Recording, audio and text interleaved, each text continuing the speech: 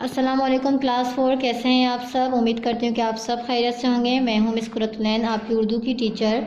अच्छा बच्चों, हमने अपनी लास्ट क्लास में जो है वो एक पहाड़ और गुलहरी की बुलंदख्वानी की थी। ठीक है, नज़म की बुलंदख्वानी मैंने आपको करके दिखाई थी। उम्मीद है कि आप सब ने भी इसकी बुलंदख्वानी की होगी और इसकी मैंने वजाहत भी की थी। ठीक है, तो आज हम लोग जा रहे हैं इसका मरकज़ी ख्याल करने।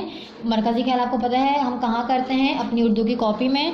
तो अपनी उर्दू की कॉपी खोलें। सबसे पहले आप बनाएंगे सर्वक सफ़ा यानी कि टाइटल पेज, एक पहाड़ और गुलहरी का। ठीक है, उसके बाद एक सफ़ा आप छोड़ देंगे। इसमें क्या करना है, अल्फाज मानी जो कि आपके होमवर्क हैं वो मैं आपको आखिर में समझाऊंगी। अब आ जाइए अगले सफ़े पे जहाँ पे हम करेंगे मरकज़ी ख्याल। मरकज़ी ख्याल शुरू करने से पहले आप डालेंगे आज की तारीख। आज क्या तारीख है बच्चों, आज है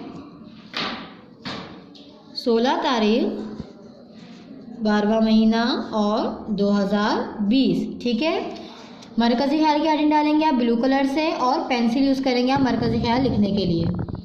इस नज़म में शायर पहाड़ और गुलहरी के ज़रिए हमें ये बात बता रहे हैं कि अल्लाह ताला की बनाई हुई हर चीज़ काम की है। अल्लाह ताला ने जिसको इस दुनिया में जिस तरह भी पैदा किया है, इसमें अल्लाह की कोई ना कोई हिकमत है। गुरूर और तकब्बुर करना सिर्फ अल्लाह का हक है। हमने इस नज़म में यही पढ़ा था ना कि पहाड़ जो है वो अपने सिर्फ बड़े होने की वजह से गुलहरी को हकीर समझ रहा था। तो गुलहरी ने उससे क्या कहा था कि गुरूर और तकब्बुर वाली ज़ात तो सिर्फ अल्लाह की ज़ात है, उसने मुझे छोटा बनाया है, तुम्हें बड़ा बनाया है, तो इसमें उसकी कोई ना कोई हिकमत छुपी हुई है, इसमें तुम्हारा कोई कमाल नहीं है। तो यह है आपके इस नज़म का मरकज़ी ख्याल। इसका स्क्रीनशॉट ले लें ताकि आपको करने में आसानी हो। ये तो हो गया आपका बच्चों क्लास वर्क। ठीक है, अब आ जाए अपने होमवर्क की तरफ जो है आपके अल्फाज मानी। आपको पता है अल्फाज मायने हम कहाँ से करते हैं, अपनी बुक से करते हैं। ये रही आपकी किताब, सफ़ा नंबर